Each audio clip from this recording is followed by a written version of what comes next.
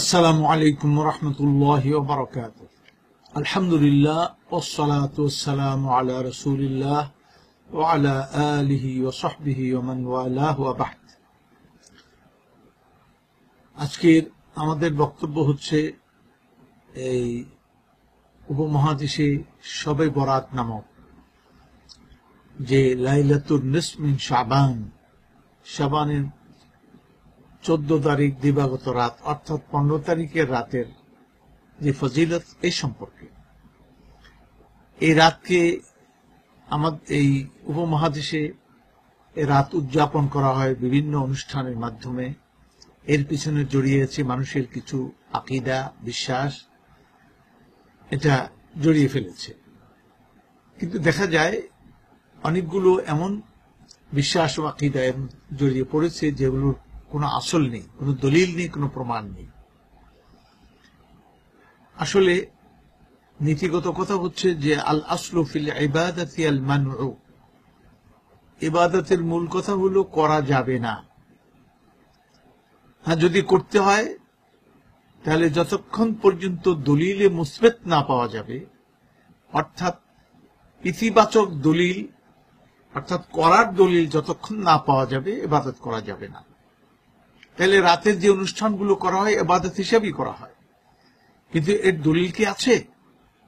দলিল নেই।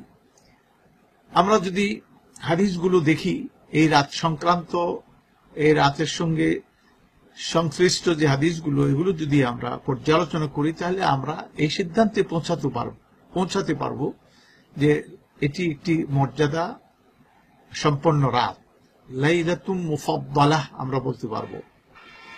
কিন্তু এই রাতের কোন বিশেষ ইবাদত শরীয়তে প্রেসক্রাইব করা হয়নি, এইভাবে কোনো প্রস্তাবও করা হয়নি, এবং যেটি নবী করিম সাল্লাল্লাহু আলাইহি ওয়াসাল্লাম তার কর্মের মাধ্যমে এটি প্র্যাকটিসে আনেননি, সাহাবায়ে কেরামও করেননি, খুলাফায়ে রাশিদুন করেননি, তাবেঈন তাবে তাবেঈনরা করেননি। তাহলে এখন যা কিছু হচ্ছে, যেমন এর নামকরণ, এটা শবে বরাত। শবে বরাত যদি আমরা আরবিতে বলি তাহলে কি বলবো? সব মানে রাত, ফার্সি শব্দ। বরাত, উপমহাদেশে বরাত বলতে বোঝায় তাকদীরকে, ভাগ্যলিপিকে। তাহলে এই রাত ভাগ্যলিপির রাত। ভাগ্যলিপি মানে এই রাতে কত মানুষ জন্মগ্রহণ করবে, কত মানুষ মারা যাবে, কে কত বয়স পাবে, কে কি খাবে, কি কি জ্ঞান অর্জন করবে, কোথায় কি করবে, এই সমস্ত কিছুই এই রাতে আল্লাহ পাক লিখে দেন আগামী 1 বছরের জন্য। এটা হলো উপমহাদেশের আমাদের কিছু সংখ্যক মৌলবীরাও এটা প্রচার করেন, আর জনসাধারণ মধ্যেও এই বিশ্বাসটা ছড়িয়ে আছে, মানুষ এটাকে লালন করছে এবং খুব নিষ্ঠার সাথেই এই রাত তারা উদযাপনও করে। এরপরে তারা কবরে হাজিরা দেয়, এরপরে সারা রাত জাগ্রত থাকে। এইভাবে রাতকে আমরা যদি যে হাদিসটির দ্বারা নবী করিম সাল্লাল্লাহু আলাইহি ওয়াসাল্লামের কথার দ্বারা যেটা প্রমাণিত হয় যে হযরত আয়েশা রাদিয়াল্লাহু তাআলা আনহা তিনি ঘুম থেকে জেগে দেখলেন নবী করিম সাল্লাল্লাহু আলাইহি ওয়াসাল্লাম তার বিছানায় নেই রাতের গভীরে। পরে এদিক সেদিক খোঁজাখুঁজি করলেন, পেলেন না। পরে বাইরে গেলেন, তার খোঁজে গিয়ে দেখলেন তিনি জান্নাতুল বাকিয়া, যেটা মদিনা শরীফের কবরস্থান, সে কবরস্থানে তাকে পেলেন। হযরত আয়েশা সিদ্দিকা রাদিয়াল্লাহু তাআলা আনহাকে দেখে বলেন, তুমি জানো আয়েশা এটা কোন রাত? এটি সেই রাত যে রাতে আল্লাহর বান্দাদের এই অনেক ফজিলত সেখানে বয়ান করা হলো, এবং এই রাতে অমুক বনু কিলাবের যত বকরি আছে, তাদের এই বকরির যত পশম আছে, এই পরিমাণ আল্লাহ পাক লোকদেরকে জাহান্নামের আগুন থেকে ক্ষমা করেন, মুক্ত ঘোষণা করেন। এই রাতের অনেক ফজিলত সেখানে বয়ান করা হলো। শ্রোতা ছিলেন হযরত আয়েশা রাদিয়াল্লাহু তাআলা আনহা, বক্তা হলেন নবী করিম সাল্লাল্লাহু আলাইহি ওয়াসাল্লাম, স্থান হলো কবরস্থান। প্রশ্ন হচ্ছে এখানে যে এই ওয়াজটা তিনি কবরস্থানে করতে গেলেন কেন, তাও গভীর রাতে কেন? এটি তো রাতেই করার, এশার সময়ই বলতেন কিংবা মাগরিবের সময় বলতেন।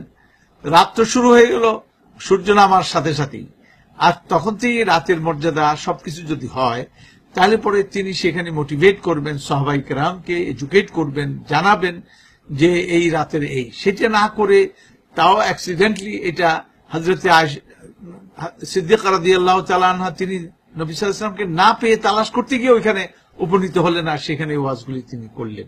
কাজে দেরায়াতান বোঝা যায় এই অন্তর্নিহিত দুর্বলতা, এবং রেওয়ায়াতের দিক থেকেও হাদিস সহিহ নয়। অতএব এই হাদিসকে ভিত্তি করে এর সঙ্গে আরো কতগুলো হাদিস জড়ানো হয়েছে, যার অনেকগুলি হলো দুর্বল, অনেকগুলি বাস্তবতাই নেই। তবে সবকিছু মিলিয়ে এটা প্রমাণিত হয় যে রাত্রি মর্যাদা সম্পন্ন। তো মর্যাদা সম্পন্ন হলে কি হবে? এই রাতের নিয়তি কোনো ইবাদত তো নেই, তাহলে কি করবেন? আপনারা অন্যান্য রাতে যে ইবাদত গুলো করেন সেই ইবাদত যদি রাতে করেন, যেহেতু রাত্রি মর্যাদা সম্পন্ন, সেই জন্য এই ইবাদতের গুরুত্ব হতে পারে। সেটা হলো এই রাতের নিয়তি নয়, অন্য স্বাভাবিক ইবাদত, তাহাজ্জুদ পড়লেন, কোরআন তেলাওয়াত করলেন, জিকির করলেন, ইস্তেগফার করলেন, সেগুলি অন্য রাতে যে আপনার যে অভ্যাস, সে অভ্যাস অনুযায়ী করলেন, শুধু এই রাতের জন্য নয়। তাহলে এটার একটা মর্যাদা অবশ্যই আল্লাহ তাআলার কাছে পাওয়া যাবে, সেটা একটা আলাদা কথা। কিন্তু এর রাত্রে কেন্দ্র করে এখন প্রশ্ন হচ্ছে, শবে বরাতের রাতে কোরআন নাজিল হয়েছিল? এটা আমাদের দেশে এই আয়াত থেকে মৌলবীরা ওয়াজ করেন। কি ওয়াজ করেন? সূরা দুখানের শুরু থেকে আল্লাহ তাআলা এখানে তিনি বলছেন, তার ব্যাখ্যায় তারা এই আয়াতকে মুনতাবিক করেন, ফিট করেন এই রাতের উপরে। যেমন আল্লাহ সুবহানাহু ওয়া তাআলা বলছেন, বিসমিল্লাহির রহমানির রহিম, ইন্না আনজালনাহু ফি লাইলাতিন মুবারাকাহ ইন্না কুন্না মুনযিরিন ফিহা ইউফরাকু কুল্লু আমরিন হাকিমিন আমরাম মিন ইনদিনা ইন্না কুন্না মুরসিলিন। এর অর্থ হলো, আমি এই কোরআনকে অবতীর্ণ করেছি একটি বরকতমণ্ডিত রাতে, ফি লাইলাতিন মুবারাকাহ ইন্না কুন্না মুনযিরিন, আর আমরা হলাম সতর্ককারী। ফিহা ইউফরাকু কুল্লু আমরিন হাকিম, এই রাতে প্রাজ্ঞ গুরুত্বপূর্ণ প্রতিটি ব্যাপারে সিদ্ধান্ত নেওয়া হয়, সিদ্ধান্ত দেয়া হয়। ইউফরাকু কুল্লু আমরিন হাকিমিন, গুরুত্বপূর্ণ সিদ্ধান্ত দেয়া হয়। আমরাম মিন ইনদিনা, আমাদের পক্ষ থেকে। আল্লাহ তাআলা বলেন আমার পক্ষ থেকে, আমরা মিন ইন্না কুন্না মুরসিলিন, আমরা হলাম প্রেরণকারী। তাহলে এই যে লাইলাতুল মুবারাকা বলা হলো, এই লাইলাতুল মুবারাকা এই রাতের উপর ফিট করা হয়।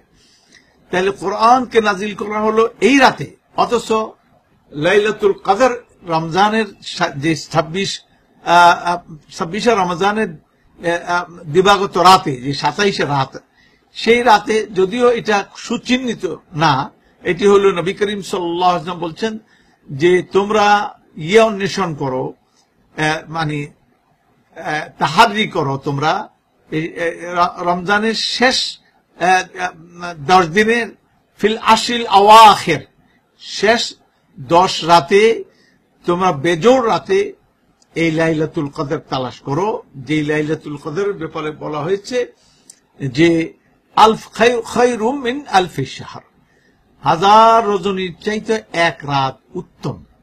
এরপরে আল্লাহ তাআলা বলেন, ইন্না আনজালনাহু ফি লাইলাতিল কদর ওয়া মা আদরাকা মা লাইলাতুল কদর লাইলাতুল কদর খায়রুম মিন আলফি শাহর তানাজ্জালুল মালাইকাতু ওয়ার রূহ ফিহা বিইذن রাব্বিহিম মিন কুল্লি আমরিন সালাম। তাহলে এই যে লাইলাতুল কদর, সেই লাইলাতুল কদরে যেই আল্লাহ পাক বলেন আমি কোরআন নাজিল করলাম, এবং সেখানে তাকদীর কদর, এটা সম্মানের রাত অথবা তাকদীর সেখানে আল্লাহ লিপিবদ্ধ করেন। এগুলি হাদিস, সহিহ হাদিসের দ্বারা প্রমাণিত রাতের ব্যাপারে। এখন সেই কথাগুলো লাগানো হচ্ছে লাইলায়ে মুবারাকার মধ্যে। কি বলে যে ওটা হলো আপনার রমজানের শেষ ফিল আশিল আওয়াখির বেজোর রাতের যে কোনো এক রাত লাইলাতুল কদর, আর এটি হলো শবে কদর আর শবে বরাত। এই শবে বরাতে এই আয়াত ফিট করে সূরা দুখানের আয়াতগুলো, যে এইখানেও ইউফরাকু কুল্লু আমরিন হাকিম, আল্লাহ পাক এখানে ফয়সালা দেন আল্লাহ তাআলার পক্ষ থেকে। এটা আলাদা পারফেক্টলি এই রাতে এই কাজগুলি আল্লাহ পাক করেন না। এই সমস্ত বর্ণনা একবারে সহি নয়, শুদ্ধ নয়, এগুলি মিথ্যে কথা। আসলে এই লাইলাতুল মুবারাকা আর ওখানে লাইলাতুল কদর একই রাত, এক জায়গায় লাইলাতুল কদর বলা হচ্ছে, আরেক জায়গায় লাইলাতুল মুবারাকা বলা হচ্ছে। সুতরাং এই রাতে কোরআন নাজিল হয়নি কথা সঠিক নয়।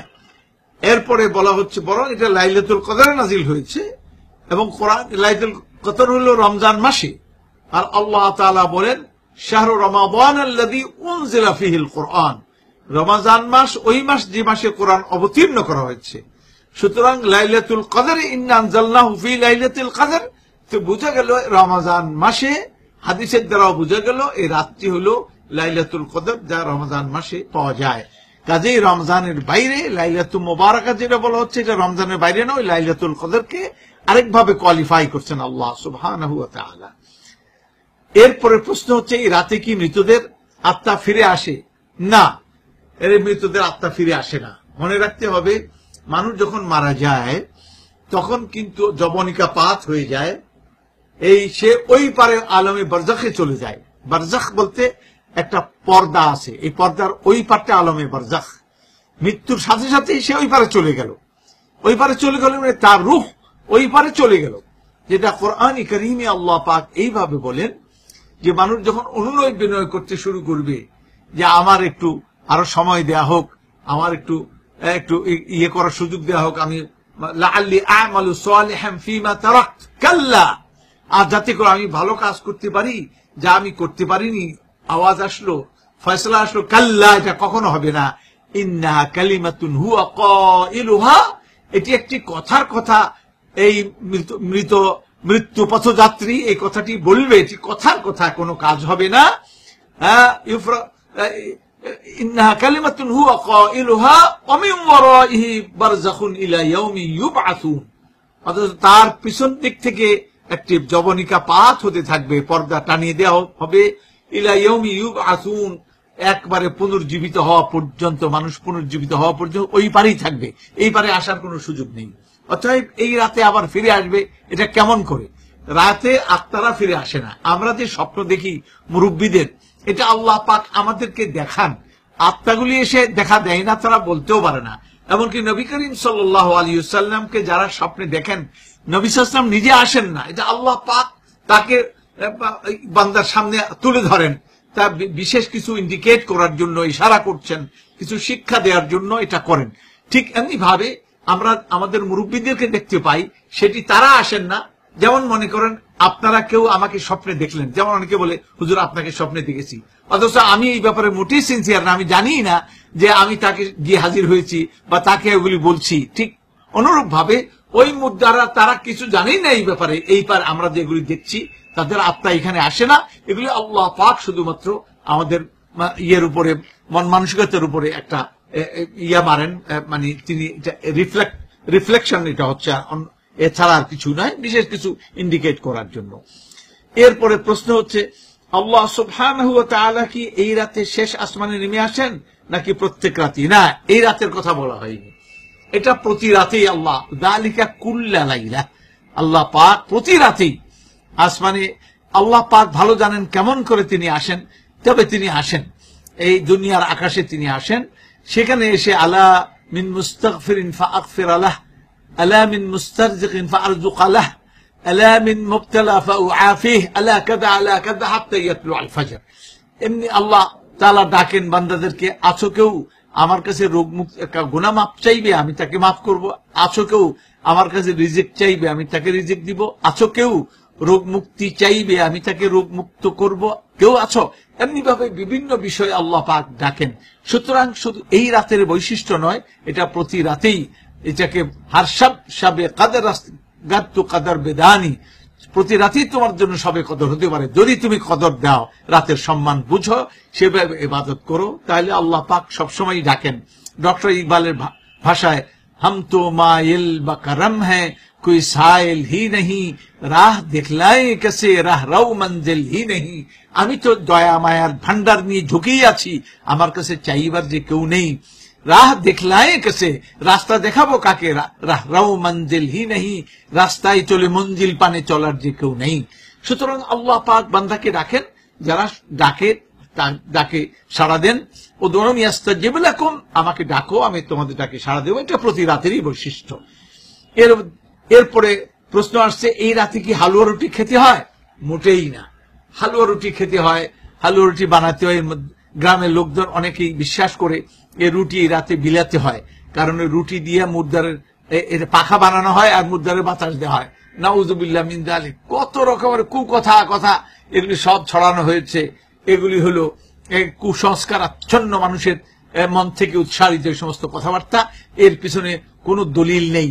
অতএব এই রাতের হালুয়া রুটি খাওয়া, এই রাতের নিয়তে বানানো, এগুলি বিদআহ, বিদআতে শানিআ। এগুলি না করার থেকে বিরত থাকতে হবে। আল্লাহ পাক যেভাবে আমাদেরকে শরিয়া নির্দেশ করেছেন সহিহ হাদিসের আলোকে, আমরা এই রাত উদযাপন, এই রাত বলতে উদযাপন করার কোনো কিছু নেই, কোনো অনুষ্ঠানও নেই। রাত বাতি জ্বালাতে হবে, কিছু গম ফুটাতে, ওই যে ছেলেরা আবার পটকাবাজি করে, নাউযুবিল্লাহ মিন যালিক। খবরদার, এই সমস্ত কিছু করতে নেই। আল্লাহ তাআলা আমাদেরকে কোরআন সুন্নাহ মোতাবেক জীবনযাপন করার তৌফিক দান করুন। আমিন। আসসালামু আলাইকুম ওয়া রাহমাতুল্লাহি ওয়া বারাকাতুহু।